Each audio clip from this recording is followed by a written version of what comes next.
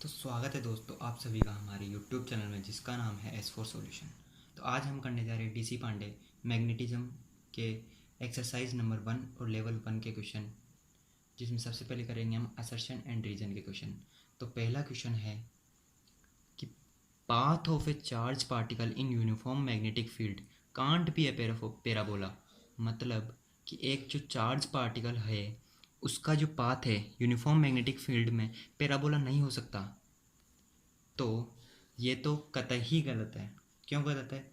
क्योंकि सब जानते हैं कि यूनिफॉर्म मैग्नेटिक फील्ड में किसी भी चार्ज्ड पार्टिकल का जो पाथ होता है वो होता है सर्कुलर। सर्कुलर क्यों होता है? कि जैसे हमारे लग रहा है, ये मैंने माना कि ये इनवर्ड पेज के अंदर जाती हुई मैग्नेटिक फील्ड है। मैग्नेटिक फील्ड ये मैंने मान ली। तो यहाँ से कोई पार्टिकल यहाँ पे एंटर करेगा तो इस पे फोर्स क्या लगेगा? अब फोर्स क्या होता है? Q V cross B. ठीक है, तो वी क्रॉस बी करेंगे अपन। इसकी वेलोसिटी है यहाँ पे वी। तो राइट हैंड के थंब के अनुसार करेंगे तो यहाँ पे हम राइट हैंड के ये लगाएंगे अंगुलियाँ, वी क्रॉस बी। अंदर की साइड है तो ये क्या आ रहा है? अंगूठा किस साइड पर है? ऊपर की तरफ। तो ऊपर की तरफ यहाँ पे फोर्स लगेगा। तो ठीक है, ऊपर की तरफ हमेशा फोर्स लगेगा। थंब की तरफ फोर्स लगता है हमेशा। तो जैसे जैसे अंदर जाएगा तो इसकी तरफ यहाँ पे फोर्स लगेगा, फिर ऐसे घूमेगा इस फोर्स के कारण, फिर यहाँ पे फोर्स लगेगा, फिर ऐसे घूमते घूमते घूमते ये सर्कल पूरा करेगा। तो ये सही बोल रहा है यहाँ पे। कांट भी है, ये बोल रहा है can't be A parabola. Can't be A parabola मतलब पैराबोला नहीं हो सकता। तो सही बोल रहा है ये। अब रीज़न क्या बोल रहा है? रीज़न क्या है कि for parabolic path acceleration should be a constant. अब पैराबोला होता क्या है? पैराबोला होता है ये, पैराबोला ये होता है। तो इसके लिए क्या होता है? ये क्या बोल रहा है कि पैराबोलिक पाथ के लिए एक्सेलरेशन क्या होना चाहिए? कांस्टेंट होना चाहिए। एक्सेलरेशन कांस्टेंट का मतलब वेलोसिटी हमेशा या तो बढ़ती रहे या वेलोसिटी हमेशा घटती रहे। तो यहाँ पे अगर हम टेंजेंट खींचे, क्योंकि टेंजेंट जहाँ, क्योंकि ये क्या है? एक्स टी कर्व है। एक्स टी कर्व है ना, एक्स टी कर्व की जो स्लोप होती है वही हमारी वेलोसिटी होती है। तो यहाँ पे अपन ये टेंजेंट खींचे तो यहाँ पे ये हो जाएगी, यहाँ पे ऐसे, यहाँ पे ऐसे, यहाँ पे ऐसे। तो यहाँ पे देख टेंजेंट तो क्या है? यहाँ पे टेंजेंट नेगेटिव नेगेटिव, फिर ये क्या है? ज़ीरो। तो नेगेटिव नेगेटिव जीरो मतलब क्या है? बढ़ रही है। फिर यहाँ पे बढ़ रही है, बढ़ रही है, बढ़ रही है। लेकिन वेलोसिटी क्या है? बढ़ रही है, लेकिन कांस्टेंट स्पीड से नहीं बढ़ रही। अगर कांस्टेंट स्पीड से बढ़ रही होती तो ये कुछ ऐसा होता। तो इसलिए ये क्या हो गया? गलत हो गया। For parabolic path acceleration should not be constant. तो इसका आंसर क्या आ गया हमारे पास कि assertion is true but reason is false. Reason is false. तो अब चलते हैं हमारे दूसरे क्वेश्चन के ऊपर। तो दूसरा क्वेश्चन क्या कह रहा है कि a beam of protons is moving towards east in vertically upward direction. Vertically upward direction में क्या है? मैग्नेटिक फील्ड है। Then this beam will deflect towards south. तो ये आ गया हमारे मैग्नेटिक फोर्स का क्वेश्चन। अब मैग्नेटिक फोर्स मैंने पिछले ही क्वेश्चन में बताया था कि Q into v cross B होता है। यहाँ पे आता है ये क्रॉस प्रोडक्ट, और क्रॉस प्रोडक्ट किसको फॉलो करता है? राइट हैंड थंब रूल को फॉलो करता है। तो देखो मैं यहाँ पे डायरेक्शन बना देता हूँ।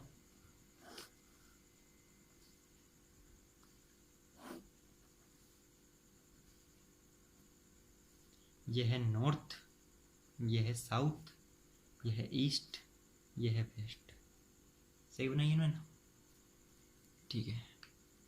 तो अब ये क्या बोल रहा है? अ beam of proton is moving, a beam of proton is moving towards east. इसकी वेलोसिटी क्या है? ईस्ट की तरफ इसकी वेलोसिटी है ये।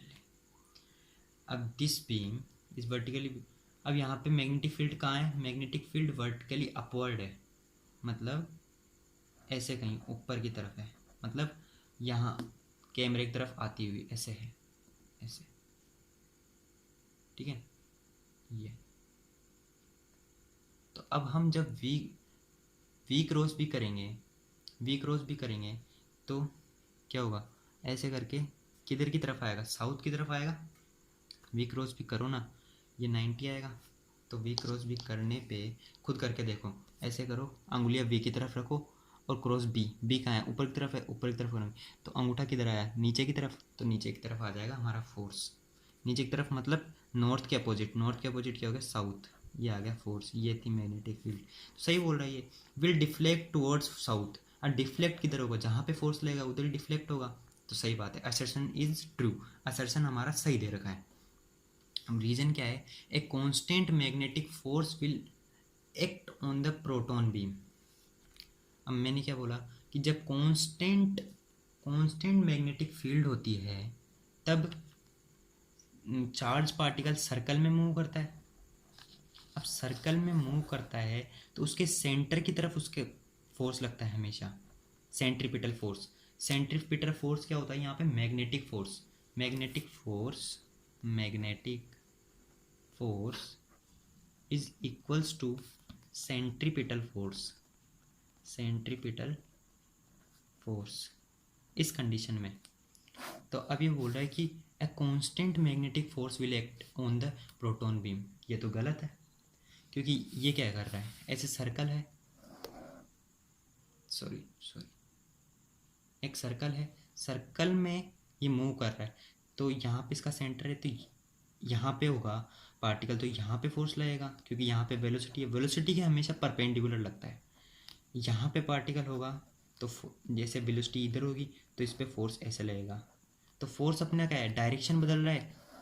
ये मैग्नीट्यूड में तो कांस्टेंट है लेकिन डायरेक्शन में कांस्टेंट नहीं है। ये बोल रहा है ए constant magnetic force, overall force को देखें तो कांस्टेंट नहीं है क्योंकि डायरेक्शन चेंज हो रही है, तो रीजन इज फॉल्स। तो ओवरऑल हमारा आंसर क्या हो गया कि assertion is true but reason is false. तो चलते हैं हमारे नेक्स्ट क्वेश्चन के ऊपर। तो थर्ड क्वेश्चन हमारा है कि करंट इन वायर 1, ये यहाँ पे हमें एक फिगर दे रखा है, चित्र दे रखा है, पिक्चर दे रखी है कि करंट इन वायर वन में इधर है करंट, ये दे रखा है, इसमें ये कह रखा है क्वेश्चन में, current in wire 1 is in the direction as shown in figure, the bottom wire is fixed. और ये वायर क्या है, हमारा फिक्स किया हुआ है, ये वायर फिक्स्ड है। अब ये बोल रहा है कि अपर वायर, ऊपर वाले वायर को स्टेशनरी रखने के लिए हम इसमें करंट अपोजिट डायरेक्शन में होना चाहिए, तो हमें इसको चेक करना है। तो देखो,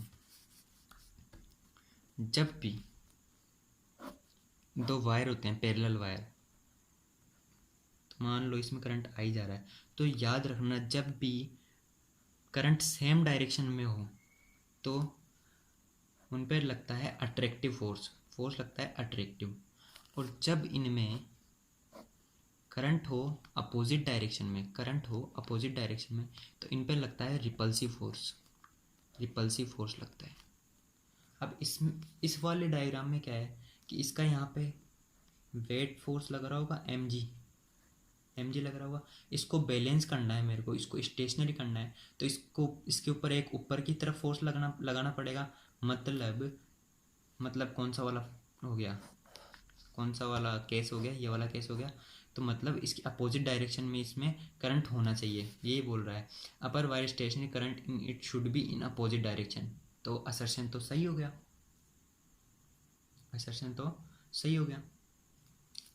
अब रीज़न क्या बोल रहा है, under the above condition equilibrium of opposite wire is stable.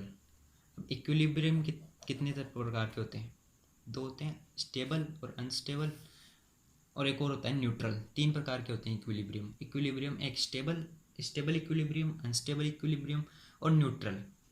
तो स्टेबल इक्विलिब्रियम क्या होता है कि जो चीज़ स्टेशनरी पड़ी हुई है उस चीज़ को हम थोड़ा सा हिला के देखेंगे। थोड़ा सा मान लो, इस पर सोच के देखो, इसमें मैं यहाँ पे थोड़ा सा इसको हिलाऊं, ऐसे यहाँ पे फोर्स देके इसको हिलाऊं, तो मैं इसको हिलाऊंगा तो यहाँ पे फोर्स ज़्यादा लग रहा है, तो इधर की तरफ फोर्स ज़्यादा हो गया। जैसे ही ये ऊपर जाएगा ऊपर जाएगा। तो जैसे ही मैं फोर्स हटाऊंगा तो वापस से क्या होगा, mg बढ़ जाएगा, mg बढ़ जाएगा ना, ऊपर जाएगा तो ये तो कम हो जाएगा, ये वाला फोर्स ऊपर जो फोर्स लगेगा वो तो कम हो जाएगा, तो ये वापस वहीं पे आ गया। तो इसका मतलब अगर हम किस चीज़ को हिलाते हैं जो इक्विलिब्रियम है, हमको पता है इक्विलिब्रियम है, तो अपने को चेक करना है कि कौन सा इक्विलिब्रियम है, तो हम उसको हिलाएंगे। तो अगर वो वापस वहीं पे आना चाहता है तो वो है स्टेबल इक्विलिब्रियम, और अगर हम उसको हिलाएं और वो चला गया तो वो है अनस्टेबल इक्विलिब्रियम। अगर मैं इसको हिलाऊं और ये बस ऊपर चला गया, बस छोड़ गया दुनिया, तो ये हो गया अनस्टेबल इक्विलिब्रियम। और अगर ये वापस यहीं पे आना चाह रहा है तो स्टेबल इक्विलिब्रियम, ये तो वापस यहीं आना चाहेगा कि यहाँ पे फोर्स इक्वल हो रहे हैं, तो ये सही बात है, ये इक्विलिब्रियम स्टेबल होगा। तो ये क्या है, असर्शन इज ट्रू, रीज़न भी ट्रू है, लेकिन इन दोनों का आपस में कोई लेना देना नहीं है। तो आंसर हो गया हमारा असर्शन इज ट्रू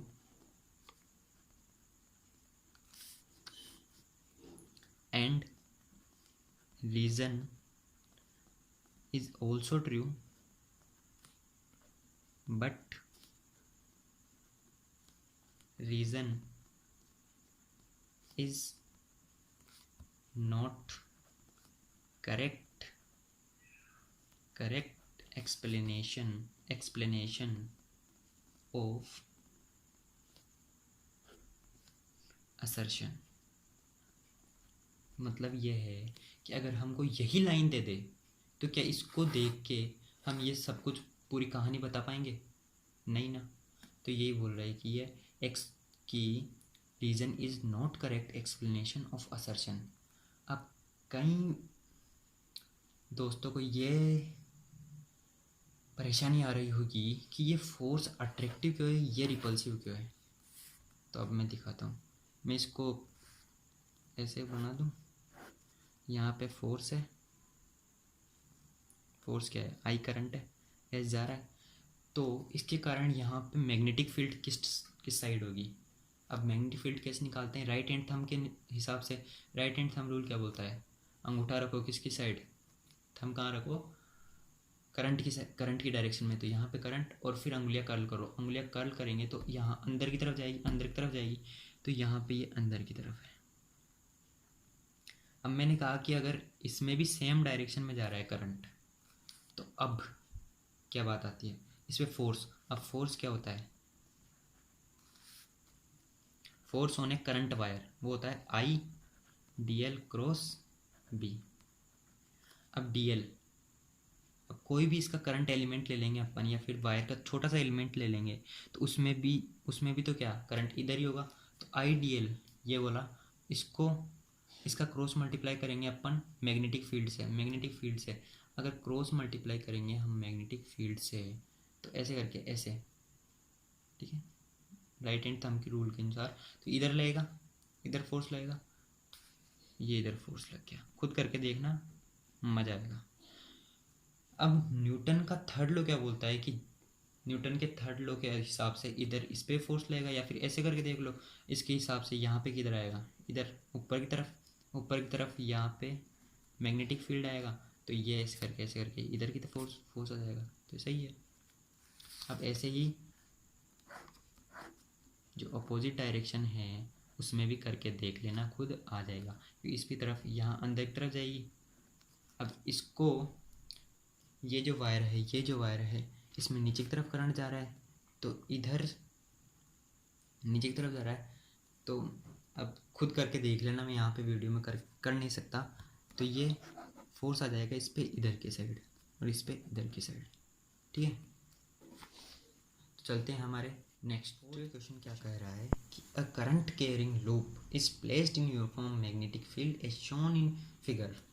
ये करंट कैरिंग लूप है, इधर की साइड मैग्नेटिक फील्ड है, ठीक है, magnetic field as shown in figure, torque in the loop in this case is 0। अब टॉर्क क्या होता है, टॉर्क, तो टॉर्क होता है m cross b,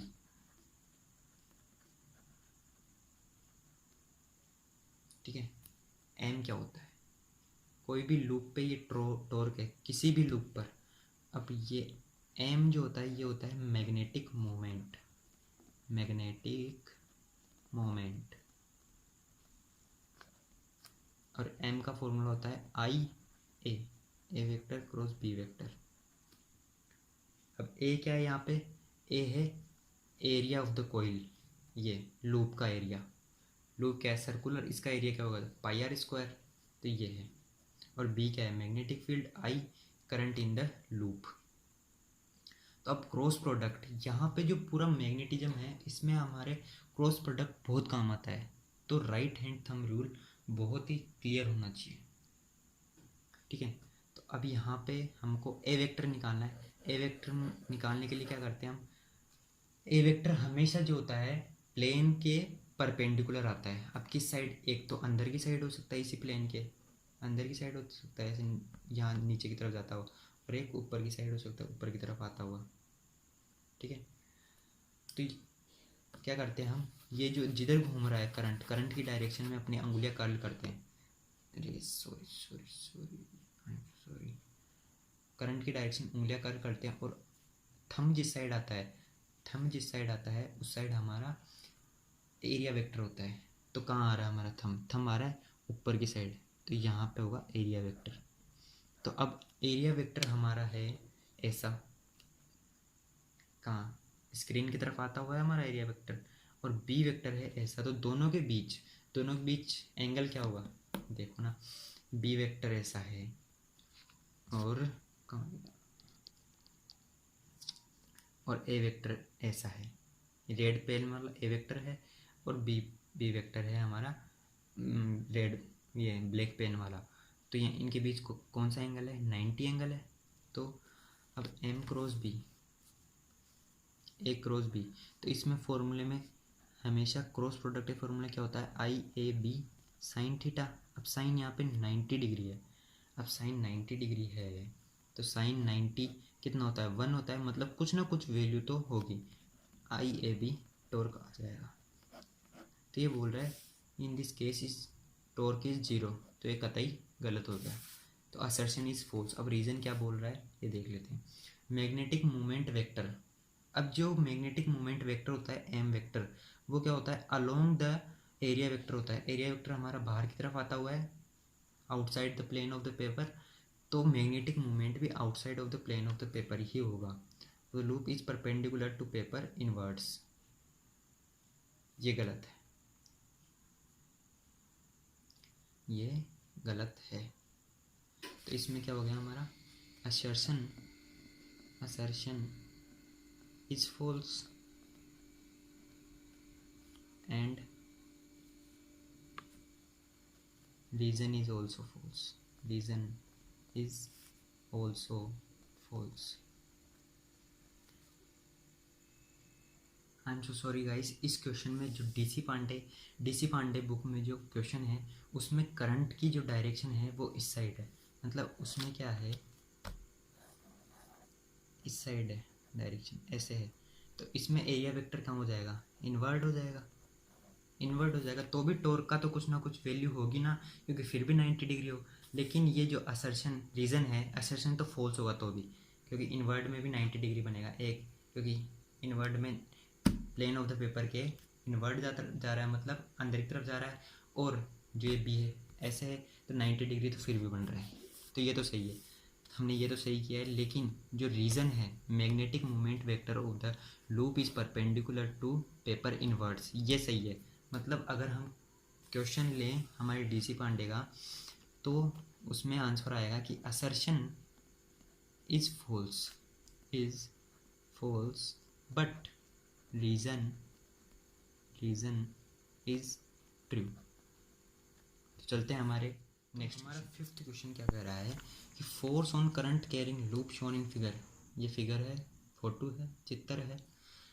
in figure in magnetic field है पी नोट एक्स। अब क्या है, ये यूनिफॉर्म नहीं है, जैसे हम एक्स में आगे बढ़ेंगे बी भी बढ़ता जाएगा। अगर एक्स इज इक्वल टू 0 रखेंगे तो बी क्या है, 0 है, मैग्नेटिक फील्ड 0 है। लेकिन मान लो यहाँ पे मैं कोई ए दूरी गया, तो ए पे क्या हो जाएगा, बी नोट ए। मतलब जैसे जैसे हम आगे जाते जाएंगे एक्स में, तो ये चेंज होता जाएगा, मतलब बढ़ता जाएगा। और ये बोल रहा है B naught is positive constant, तो हमेशा ये बढ़ता जाएगा, ठीक है। मतलब यहाँ पे बी नोट, यहाँ यहाँ पे जो मैग्नेटिक फील्ड है वो कम होगी और यहीं पे ज़्यादा होगी।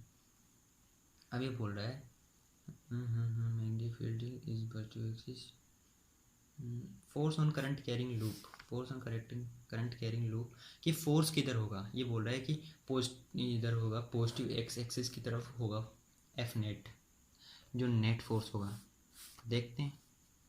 अब देखो यहाँ से लेके यहाँ तक जो मैग्नेटिक फील्ड बढ़ेगी वो भी यहाँ से लेके यहाँ तक भी बढ़ेगी। और मैग्नेटिक फील्ड किधर है, ऐसे आ रही है के केप कहाँ होगा, ऐसे बाहर की तरफ आता होगा, इधर ऐसे ऐसे होगा कितनी बार, ठीक है ऐसे होगा। तो मतलब इसको ऐसे दिखाते हैं, बाहर की तरफ जो आता है ना ये ऐसे होगी मैग्नेटिक फील्ड, समझ गए, ठीक है। तो अब इस पे जो फोर्स निकालेंगे हम राइट हैंड थंब रूल के हिसाब से, तो वो फोर्स आएगा हमारा नीचे की तरफ, इस पे फोर्स लगेगा नीचे की तरफ और इस पे फोर्स लगेगा ऊपर की तरफ, ठीक है। तो ये तो एक दूसरे को कैंसिल कर देंगे क्योंकि ये क्या है, सिमेट्रिकली लोकेटेड है।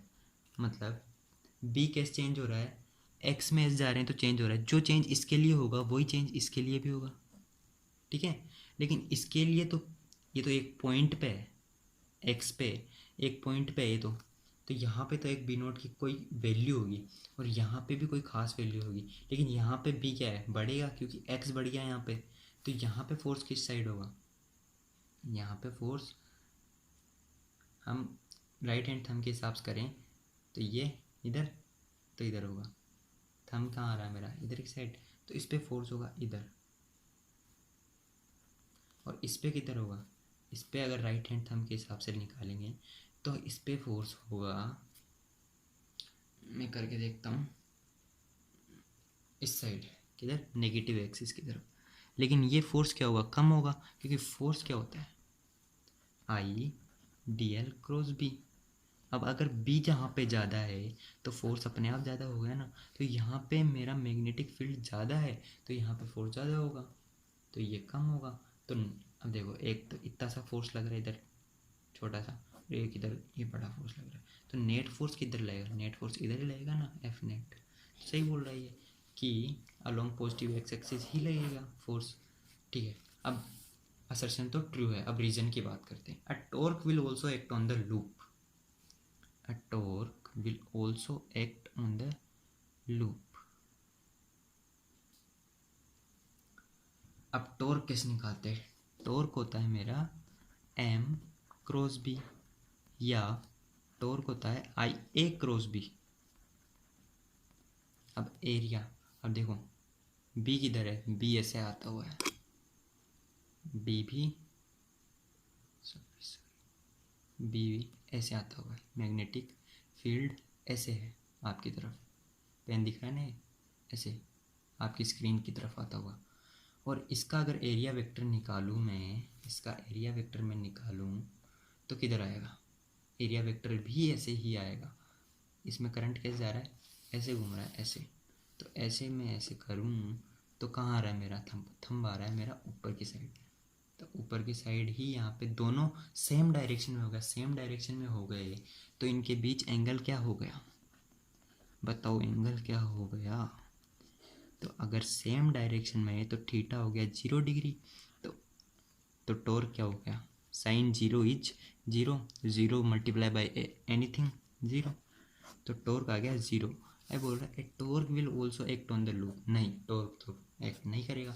तो ओवरऑल आंसर क्या हो गया हमारा कि assertion is true but reason is false. तो आज की वीडियो यहीं समाप्त करते हैं, आगे क्वेश्चन करेंगे हम अगली वीडियो।